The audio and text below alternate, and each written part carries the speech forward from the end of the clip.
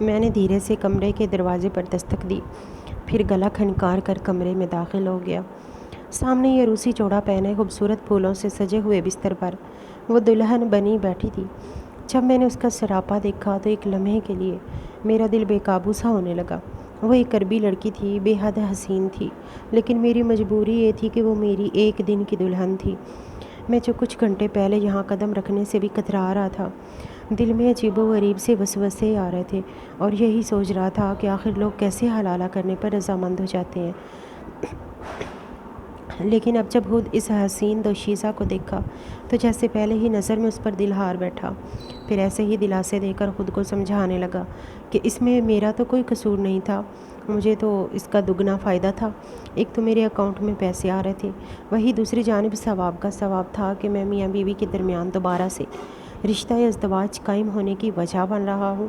خیر، میں نے دروازے کو لاک کیا اور دھیرے دھیرے قدم اٹھاتا ہوا اپنی ایک رات کی دلہن کی جانب بڑھنے لگا۔ میرے قدموں کی چاپ تو جیسے اس کے دل پر کاری ضرب لگا رہی تھی۔ اس نے فوراً خود کو سمیٹ لیا، گھٹنوں کے گرد بازو حائل کر لیے۔ اس کی ہلکی ہلکی سسکیوں کی آواز نے مجھے ٹھٹکنے پر مجبور کر دیا۔ مجھے اس کی سسکیاں سنائی دے رہی تھیں، وہ رو رہی تھی، وہ بھی اس بات سے باخبر تھی۔ پھر رونا کیسا؟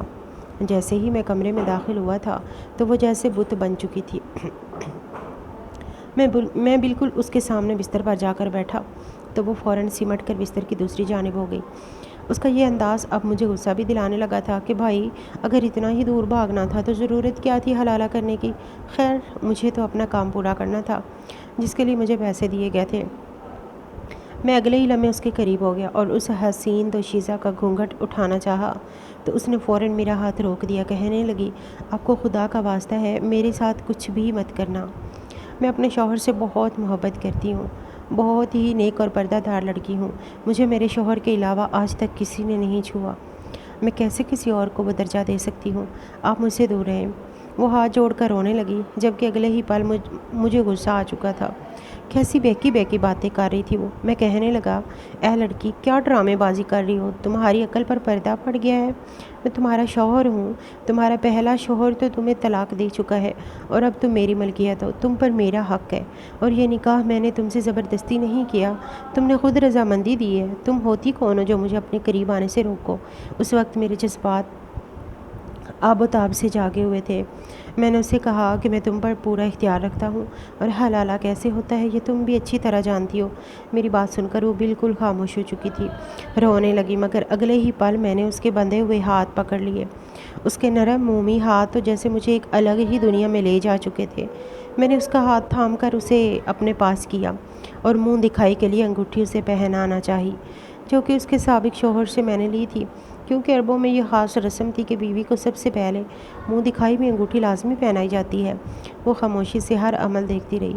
اگلے ہی پل میں نے اس کا گھونگھٹ اٹھایا تو وہ دلہن بنی خوبصورت سی گڑیا میرے سامنے تھی۔ ہاں، البتہ رونے کی وجہ سے اس کا کاجل کافی خراب ہو چکا تھا، لیکن اس کے حسین روپ پر پھیلا ہوا وہ کاجل بھی اس کے حسن کو دوبالا کر رہا تھا۔ ہم پٹھان بھی خوبصورت ہی ہوتے ہیں اور بلا کے حسین ہوا کرتے ہیں، مگر یہ عربی لڑکی تو قیامت ڈھا رہی تھی۔ میں تھا بھی خوبرو مرد اور حسن پرست بھی تھا۔ اس سے پہلے کہ میں اس کے حسن کی تعریف کرتا، میرا موبائل بج اٹھا۔ یہ موبائل میرا تھا اور اس وقت اس کی رنگ ٹون بجنے پر مجھے شدید غصہ آ چکا تھا۔ میں نے موبائل نکالا تو کسی غیر شناس نمبر سے کال آ رہی تھی۔ جیسے ہی فون کان سے لگایا تو ایک بھاری گرجدار آواز گونجی، گل خان، مریم کو فون دو، مجھے اس سے بہت ضروری بات کرنی ہے۔ یہ تو مریم کا سابق شوہر تھا جس کی وجہ سے وہ حلالہ کے لیے میرے پاس آئی تھی۔ میں نے ایک کڑی نظر مریم کو دیکھا تو وہ سہم چکی تھی۔ میں نے اس کی جانب موبائل بڑھایا اور فون سپیکر پر ڈال دیا۔ جیسے ہی مریم نے فون کو سپیکر پر دیکھا تو مجھے تعجب سے دیکھنے لگی، لیکن اس وقت وہ میری بیوی تھی، چاہے ایک رات کی تھی، لیکن تھی تو میری غیرت۔ میں چاہتا تھا اس کے شوہر کی بات میں بھی سنوں۔ کپکپاتی ہوئی آواز میں مریم نے جواب دیا تو وہ شخص اس سے کہنے لگا، دیکھو مریم، میں جانتا ہوں کہ مجھ سے بہت بڑی غلطی ہو گئی ہے اور تم اس بات پر بالکل راضی نہ تھی کہ حلالہ کیا جائے، لیکن تم بھی یہ بات جانتی ہو کہ میں تم سے کتنی محبت کرتا ہوں۔ اب حلالہ کرنا ہمارے لیے بہت ضروری ہے تاکہ ہم اپنا رشتہ واپس جوڑ سکیں۔ میں تم سے بہت محبت کرتا ہوں، اس لیے تم میری محبت کی خاطر آج کی رات اس کے ساتھ گزار لینا۔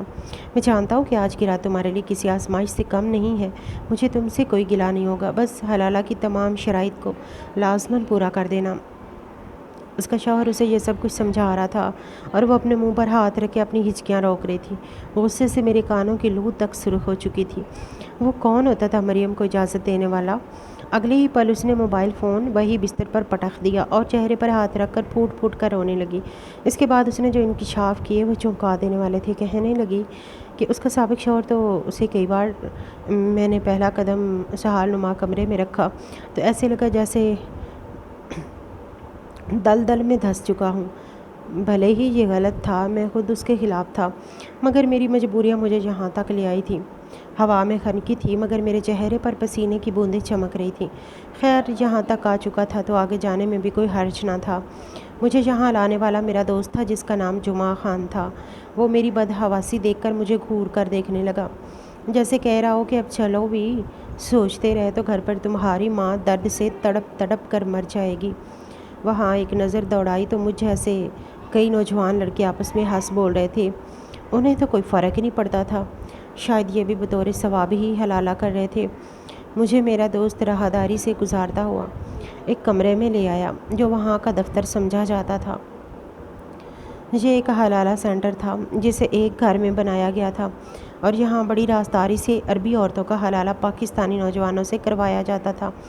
جب یہ بات مجھے میرے دوست نے کہی تھی تو مجھے یہ سن کر بڑی حیرت ہوئی تھی کہ عربی عورتیں پاکستانی مردوں سے ہی کیوں حلالہ کروانا چاہتی ہیں۔ میں نے یہ سوال اپنے دوست سے کیا تو وہ مسکرانے لگا، کہنے لگا جب تو کسی عربی عورت کے ساتھ حلالہ کرے گا نا تو پتہ چل جائے گا۔ میرا دل اس کام کے لیے مطمئن نہیں تھا کیونکہ میں اتنا علم رکھتا تھا کہ طلاق کیا ہوتی ہے اور حلالہ کسے کہتے ہیں، لیکن میں پچھلے کئی ماہ سے بے روزگار تھا۔ میرے پاس اتنے پیسے بھی نہ تھے کہ واپس پاکستان چلا جاؤں، اس لیے میں خود کو اس بات کے لیے آمادہ کرنے لگا کہ بس اتنے پیسوں کا انتظام ہو جائے کہ واپس پاکستان چلا جاؤں۔ خیر میں اپنے دوست کے ساتھ دفتر میں داخل ہوا تو خلاف توقع سامنے ایک بھاری جسامت والی عربی خاتون بیٹھی تھی جس نے سر تا پیر نیلے رنگ کا عبایا پہن رکھا تھا اور چہرے پر میک اپ تھوپا ہوا تھا۔ میرے دوست نے ہی میری یہاں رجسٹریشن کروائی تھی۔ ابھی میں وہیں سر جھکائے بیٹھا انگلیاں مروڑ رہا تھا کیونکہ میں نے آج تک ایسا ماحول نہیں دیکھا تھا۔ ہمارے پٹھانوں میں تو بیوی کو کبھی طلاق نہیں دیتے، چاہے کچھ بھی ہو جائے۔ ہمارے ہاں تو غیرت کا معاملہ ہو جاتا ہے۔ ہم پٹھان اپنی بیوی پر کسی غیر کی نظر بھی برداشت نہیں کرتے۔ میں اپنی سوچوں میں گم تھا کہ دھڑلے سے دروازہ کھلا۔ کالے برقعے میں ایک نوجوان لڑکے اور ایک مرد اندر داخل ہوئے جنہیں اس عربی میڈم نے ایک جانب بیٹھنے کا اشارہ کیا، پھر ہم سے کہا کہ آپ لوگ باہر جائیں۔ ہم دونوں وہاں سے باہر نکل آئے۔ جن لڑکوں کے پاس میں بیٹھا تھا وہ بھی پاکستانی تھے۔ ان میں سے ایک کہنے لگا، میں اب تک 15 حلالے کر چکا ہوں، ہر حلالے کا مجھے پاکستانی 70,000 ملتا ہے۔ مجھے یہاں کام کرتے ہوئے صرف 2 ہی ماہ ہوئے ہیں۔ یہ سن کر تو میں حیرت میں مبتلا ہو گیا کہ 15 حلالے میں سوچنے لگا کہ جو کچھ میں نے حلالے کے بارے میں سنا ہے اس میں تو ایسا کچھ نہیں ہوتا جیسا کہ اس حلالہ سینٹر میں ہو رہا تھا۔ تبھی ایک لڑکا مجھے بلانے کے لیے آیا۔ میں جیسے ہی دوبارہ دفتر میں داخل ہوا تو عربی میڈم نے ہاتھ میں پکڑی پینسل کے اشارے سے کہا، یہ لڑکا حلالے کے لیے ٹھیک رہے گا۔ برقعے میں ملبوس لڑکی سسک سسک کر رو رہی تھی، بار بار ساتھ بیٹھے شخص کا بازو پکڑ کر نہ جانے کیا کہتی تھی کہ وہ فوراً اسے گھور کر چپ کروا دیتا تھا۔ میرے ہاتھ پاؤں تو جیسے کانپ رہے تھے۔ میرے لیے یہ بہت مشکل تھا، لیکن جب یہاں تک آ چکا تھا تو پیسوں کی خاطر حلالہ بھی کرنا ضروری تھا۔ اس کا شوہر خود اسے اپنے پاس بٹھائے سمجھا رہا تھا۔ اس کی حالت تو کافی غیر لگ رہی تھی، جیسے اندر ہی اندر بہت سی باتیں اسے ہلکان کر چکی ہوں۔ میں نے ایک نظر اس لڑکی کو دیکھا ہی تھا کہ وہاں ایک مولوی صاحب کو بلایا گیا۔ انہوں نے میرا اس لڑکی کے ساتھ نکاح پڑھا دیا۔ اس کا سابق شوہر وہاں سامنے بیٹھا بڑی ہی خوشی سے ہمیں دیکھ رہا تھا۔ اس کے چہرے پر عجیب سی چمک تھی، جبکہ مجھے تو اپنے فیصلے پر پچھتاوا ہونے لگا تھا کہ آخر میں یہاں کیوں حلالے کے لیے چلا آیا۔ میں نے ابھی تک اس لڑکی کو پردے میں ہی دیکھا تھا۔ جب نکاح نامے پر سائن ہو چکے تو وہ لڑکی پھوٹ پھوٹ کر رونے لگی۔ اس کی روتی ہوئی آواز پر جیسے ہی میں نے اس کے چہرے کی جانب دیکھا تو ایک لمحے کو پلک جھپکنا بھول گیا۔ اس قدر خوبصورت لڑکی تو میں نے پورے پٹھان قبیلے میں کہیں نہیں دیکھی تھی۔ میں تو جیسے ہر چیز سے بیگانہ اس کے چہرے کو پھٹی پھٹی نظروں سے دیکھنے لگا۔ وہ تو روتے ہوئے بھی گویا کوئی گڑیا لگ رہی تھی۔ پھر ایک نظر سامنے بیٹھے اس کے سابق شوہر پر ڈالی۔ کیسا شوہر تھا جو اتنی خوبصورت بیوی کو طلاق دے چکا تھا۔ مجھے تو اب اس پر غصہ آنے لگا تھا۔ مجھ سے نکاح ہو چکا تھا تو وہ شکوہ بھری نظروں سے اپنے شوہر کی جانب دیکھ رہی تھی، جس کے چہرے پر مسکراہٹ تھی۔ وہ کہنے لگا، فکر مت کرو، بس 1-2 دن کی بات ہے، اس کے بعد ویسے بھی تم نے میرے پاس واپس ہی آنا ہے۔ یہ کہتے ہوئے شخص نے میرے چہرے کی جانب دیکھا تھا۔ میری غیرت پر تو جیسے تماچا لگا تھا۔ مجھے تو اپنے وجود سے ہی گھن آنے لگی تھی۔ یہاں تو روایات کا مذاق بنا کر رکھ دیا گیا تھا۔ بھلا ایسے تھوڑی ہوتے ہیں حلالے، جیسے یہاں پر ہمارے معاشرے میں رواج بن چکا ہے، جو کہ سوائے زنا کے اور کچھ بھی نہ تھا۔ مگر مجھ جیسے مجبور لڑکے بعض اوقات مجبوری کی وجہ سے یہ کام کرنے پر مجبور ہو جایا کرتے ہیں۔ بہرحال وہ میرے ساتھ 1 دن کے لیے رخصت ہو کر آ چکی تھی۔ وہ میری بیوی تھی اور میں اس پر حق رکھتا تھا۔ گزشتہ رات میں نے اس سے اپنا حق وصول کیا تھا۔ صبح ہوئی تو وہ ابھی تک سو رہی تھی۔ میں تو نماز و صلاۃ کا پابند تھا۔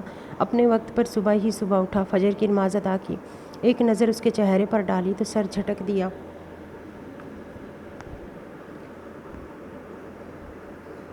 میں نے ہمیشہ کی طرح آج بھی ناشتہ خود ہی بنایا تھا۔ جب ناشتہ کرنے بیٹھا تو تب وہ بستر سے اٹھی۔ مجھے وہیں بیٹھا دیکھ کر فوراً دوپٹہ ٹھیک کیا۔ بھلے ہی وہ میرے لیے ابھی تک انجان تھی، مگر میں وقت کا بڑا ہی پابند تھا۔ میں کہنے لگا، لگتا ہے انہی حرکتوں کی وجہ سے تمہارے شوہر نے تمہیں طلاق دی ہے۔ عورت ذات اتنی دیر سے اٹھے تو مرد کو غصہ تو آئے گا ہی۔ یہ سن کر اس کا رنگ زرد پڑ گیا۔ ایک مرتبہ پھر آنسو تواتر سے بہنے لگے۔ میرا طنز شاید اس سے برداشت نہیں ہوا تھا۔ اٹھ کر واش روم میں چلی گئی تو میں نے سوچا کہ بس وقتی لگاؤ ہوگا، اس سے اپنا کام پورا کر کے اس کو طلاق دے دوں گا۔ اسی لیے بغیر کوئی خوش فہمی پالے اس کے ساتھ سخت رویہ رکھ رہا تھا۔ مگر جب وہ نہا کر آئی تو اس کا نکھرا روپ دیکھ کر میرا دل پھر سے بے ایمان ہوا تھا۔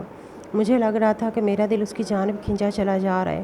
اسے دیکھ کر مجھ سے رہا نہ گیا تو میں صوفے سے اٹھ کر اس کے پاس آ گیا اور بے ساختہ اس کے گال سے ہلانے ہی لگا تھا کہ وہ فوراً 2 قدم پیچھے ہٹی، کہنے لگی، حلالہ اب کر چکی ہیں، اس لیے مجھ سے دور رہیں۔ میں نے اسے غصے سے دیکھا۔ ایک ہی رات میں وہ مجھے کتنی اپنی لگنے لگی تھی کہ میرا جی چاہا کہ میں اپنی بات سے پھر جاؤں۔ میرا دل اس کا متمنی ہونے لگا۔ میں سوچنے لگا کہ یہاں پر آنے والے نوجوان مسلمان ہوتے ہوئے ایک رات کے حلالے کے لیے کیسے مان جاتے ہیں، جبکہ ایسا کوئی بھی طریقہ شریعت میں موجود نہیں ہے۔ ابھی میں یہی سوچ رہا تھا کہ دروازے پر دستک ہوئی۔ اس لڑکی نے فوراً دروازہ کھولا تو سامنے اس حلالہ سینٹر کی انچارج کھڑی تھی۔ کہنے لگی، چلو اچھا ہے کہ تم دونوں اٹھ گئے، میرے دفتر میں آؤ تاکہ باقی کی کارروائی بھی ہو سکے۔ جو کچھ اس عورت نے مجھے رات کو اپنے شوہر کے بارے میں بتایا تھا، میں سوچ چکا تھا کہ مجھے کیا کرنا ہے۔ جیسے ہی میں آفس میں پہنچا، اس عورت کا شوہر کرسی پر بیٹھا تھا۔ مجھے دیکھ کر مسکرایا، لیکن وہ لڑکی اپنے شوہر کو دیکھ کر بے ساختہ رونے لگی۔ وہ بے اختیار ہو کر اس کے ساتھ لگ گئی۔ مجھے دیکھ کر تو مجھے بہت زور کا جھٹکا لگا۔ اس وقت وہ عورت میری شرعی بیوی تھی، ایک پٹھان کی بیوی تھی۔ اس کی ہمت کیسے ہوئی کسی کے ساتھ لگ کر روئے؟ میں نے تیز قدم بڑھائے، بازو سے پکڑ کر مریم کو اس کے سابقہ شوہر سے پیچھے کیا۔ یہ دیکھ کر اس کا شوہر غصے سے مجھے گھورنے لگا، کہنے لگا، یہ کیا بدتمیزی ہے؟ میں نے کہا، یہ ہماری بیوی ہے، ہماری غیرت ہے، جب تک یہ ہمارے نکاح میں ہم اسے تمہارے پاس نہیں چھوڑ سکتے۔ کہنے لگا، ٹھیک ہے، میں طلاق کے کاغذات اپنے ساتھ لایا ہوں، دستخط کرو اور اپنے پیسے لے لو۔ میں نے کہا، جیسے حلالہ تم کر رہے ہو ایسا شریعت میں نہیں ہے۔ مجھے یہ لڑکی اچھی لگی ہے، میں اسے طلاق نہیں دینا چاہتا۔ میری بات سن کر حلالہ سینٹر کی انچارج عورت اور وہ عربی نوجوان غصے میں مجھ پر برس پڑے کہ تمہاری ہم سے یہی بات طے ہوئی تھی کہ تم ایک رات گزارو گے اور اگلی ہی صبح طلاق ہو جائے گی، اور اس کے پیسے طے ہوئے تھے۔ میں نے کہا، میں پٹھان ہوں، ہمارے پٹھانوں میں ایسا نہیں ہوتا، ہم عورت کی سودا بازی نہیں کرتے، ہم یا تو مر جاتے ہیں یا مار دیتے ہیں، لیکن اپنی غیرت کا سودا نہیں کرتے۔ میری بات سن کر عربی نوجوان پریشان ہو گیا۔ وہ آج مجھے دوسرے کمرے میں لے گئی، کہنے لگی، تم اپنے پیسے بڑھا لو، میں اس عربی سے زیادہ پیسے دلوا دوں گی، لیکن دیکھو یہ میرا کاروبار ہے، تم بات سے پھر نہیں سکتے، تمہیں ہر حال میں مریم کو طلاق دینی ہوگی۔ میں نے کہا، میں نہیں دوں گا، اور اگر تم لوگوں نے دوبارہ یہ بات کہی تو میں پولیس میں جا کر تم لوگوں کا پول کھول دوں گا۔ کہ تم لوگ خفیہ طور پر پاکستانی نوجوانوں کو پیسوں کا لالچ دے کر ایک غیر شرعی کام کرواتے ہو۔ یہ سن کر اس عورت کی رنگت اڑ گئی۔ وہ میری منت سماجت کرنے لگی، پھر کہنے لگی، اچھا ایسا کرتے ہیں کہ تم 1 مہینہ مریم کے ساتھ رہ لو، اگر اس کے بعد تمہارا دل بھر جائے تو بے شک تم اسے طلاق دے دینا، اس کا شوہر تمہیں اتنے ہی پیسے دے دے گا۔ اور بھی انچارج عورت شاید یہ سمجھ رہی تھی کہ مجھے وقتی خمار ہے جو کچھ وقت گزرنے کے ساتھ ختم ہو جائے گا، لیکن میرے لیے یہ میری غیرت کی بات تھی۔ وہ عورت کہنے لگی کہ 1 ماہ کی علیحدہ رہائش بھی وہ مجھے دے گی۔ میں اس بات پر راضی ہو گیا کیونکہ فی الحال میں خالی ہاتھ تھا۔ اگر مریم کو اپنے ساتھ رکھتا بھی تو کہاں رکھتا، میرے پاس رہائش کا بھی انتظام نہیں تھا، لیکن میں سوچ چکا تھا کہ 1 مہینے میں کچھ بھی کر کے میں پیسوں کا انتظام کروں گا اور مریم کو اپنے ساتھ پشاور لے جاؤں گا۔ وہ انچارج مجھے وہیں کمرے میں چھوڑ کر چلی گئی۔ آدھے گھنٹے بعد واپس آئی لیکن بے حد پریشان تھی۔ کہنے لگی، اسی لیے میں پٹھانوں کو اس کام کے لیے نہیں رکھتی، اگر تمہاری جگہ کوئی اور ہوتا تو پیسے لے کر بات ختم کر دیتا، لیکن تم لوگ ہر بات میں غیرت لے آتے ہو۔ تمہارے دوست نے تمہاری ضمانت دی تھی لیکن تم تو… پھر کہنے لگی، میں نے بڑی مشکل سے اس کے شوہر کو راضی کیا ہے تمہارے لیے، اس کے شوہر نے ایک فلیٹ کرائے پر لیا ہے، لیکن دیکھو 1 مہینے تک تم مریم کو چھوڑ دو گے۔ میں نے اس انچارج عورت کے سامنے حامی نہیں بھری تھی کیونکہ جو بات مریم نے مجھے اپنے شوہر کے بارے میں بتائی تھی میں اسے کسی قیمت پر بھی اس کے سابقہ شوہر کے پاس نہیں چھوڑ سکتا تھا۔ اس ایک رات میں جو راز میں نے جانا تھا، میں ایک انسان ہونے کے ناطے کبھی بھی مریم کو اس گناہوں کی دلدل میں نہیں پھینک سکتا تھا۔ بے شک وہ باپردہ تھی، حیا والی تھی، اپنے شوہر کے علاوہ کسی دوسرے مرد کے تصور سے بھی کانپتی تھی، لیکن وہ شریعت سے لا علم تھی۔ وہ عربی شخص جو اس کے ساتھ محبت کے نام پر جو کچھ کرتا تھا وہ ایک ناجائز عمل تھا۔ میں اس عرب عورت کے ساتھ اس کے فلیٹ میں رہنے لگا، لیکن وہ مجھ سے ہر وقت ڈری سہمی سی دور دور رہتی تھی، لیکن میں فصلوں کا قائل نہ تھا۔ میں جب بھی اس قریب آتا وہ رونے لگا ہے، تم کیوں مجھے چھوڑتے؟ تم نے وہ شخص اس بات کا بدلہ کیسے لے گا؟ وہ مجھے بہت مارے گا، کہے گا کہ تم ایسا کیا جادو کیا اس پٹھان پر کہ اس نے تمہیں طلاق نہیں دی؟ تم میرے بازو پر جلے ہوئے نشان چکے ہو۔ وہ بھی مجھ سے جنون کی حد تک محبت کرتا ہے، شکی بھی ہے، ذرا سی بات پر مجھ پر شک کر کے الزام لگاتا ہے، پھر طلاق دے دیتا ہے۔ طلاق دینے کے بعد بغیر حلالے کے ہی مجھ سے رشتہ جوڑ لیتا ہے، کہتا ہے کہ اس سے کچھ نہیں ہوتا۔ اس بار اس نے مجھے بہت لوگوں کے سامنے طلاق دی تھی، اس لیے دنیا کو دکھانے کے لیے حلالہ کروانے پر راضی ہو گیا۔ میں نے کہا، تمہیں کیا لگتا ہے جو زندگی تم اس شخص کے ساتھ جی رہی ہو وہ جائز ہے؟ میرے سوال پر وہ چپ ہو گئی، کہنے لگی، میں ایک غریب لڑکی ہوں، وہ مجھے یتیم خانے سے نکاح کروا کر لے گیا تھا، میں اگر اسے چھوڑ دوں گی تو کہاں جاؤں گی؟ اس لیے میں مجبوراً خاموش ہو جاتی تھی۔ وہ کبھی تو میرے ساتھ اتنا اچھا ہو جاتا تھا جیسے اس کے لیے میں کوئی بہت ہی قیمتی احساس تھا، اور کبھی وہ ایسی حیوانیت پر اترتا کہ میں تڑپ کر رہ جاتی تھی۔ وہ مجھے کئی بار طلاق دے چکا ہے، لیکن کہتا ہے یوں طلاق نہیں ہوتی کیونکہ میں غصے میں تھا۔ میں نے کہا، میں بہت دیندار انسان نہیں ہوں، لیکن میں یہ جانتا ہوں کہ بے شک غصہ حرام ہے، لیکن غصے میں دی گئی طلاق ہو جاتی ہے، کیونکہ وہ شخص اتنا ہوش مند ہوتا تھا کہ اسے معلوم ہوتا تھا کہ وہ تمہیں طلاق دے رہا ہے۔ تم اگر اس شخص کے ساتھ ایسی زندگی گزارنا چاہتی ہو تو تمہاری مرضی ہے۔ جو شخص تمہیں ایک بار ٹھیک سے نہیں بسا سکا وہ تمہیں بعد میں کیسے بسائے گا؟ وہ کہنے لگی، مجھے سمجھ نہیں آ رہی میں کیا کروں۔ اگلے ہی روز میں اسے خانہ کعبہ لے گیا۔ وہاں جا کر میں نے اللہ سے یہی دعا کی کہ ہمیں صراط مستقیم پر چلنے والی زندگی عطا فرما اور گناہوں سے بچنے کی توفیق عطا کر۔ میں نہیں جانتا تھا کہ میرے اٹھائے جانے والے اگلے قدم کا انجام کیا ہوگا، لیکن میں نے پولیس اسٹیشن جا کر ساری بات پولیس کو بتا دی۔ پولیس نے سلالہ سینٹر پر چھاپا مارا اور سب لوگوں کو پکڑ لیا۔ مجھے انعام کے طور پر اتنے پیسے دیے کہ میں مریم کے ساتھ پاکستان واپس آ گیا اور اسے پشاور لے آیا۔ ہماری شادی کو 7 سال گزر گئے ہیں۔ مریم سے میرے 2 بیٹے ہیں، وہ میرے ساتھ بہت خوش ہے۔ وہ کہتی ہے، اگر تم مجھے راستہ نہ دکھاتے تو میں ابھی تک مجبوراً گناہ کی زندگی گزار رہی ہوتی۔ نہ جانے ہمارا معاشرہ کس جانب چل پڑا ہے۔ حلالے کے نام پر زناکاری کو ثواب سمجھ کر کیا جا رہا ہے۔ اللہ ہم مسلمانوں کو صراط مستقیم پر چلنے کی توفیق عطا فرمائے، آمین۔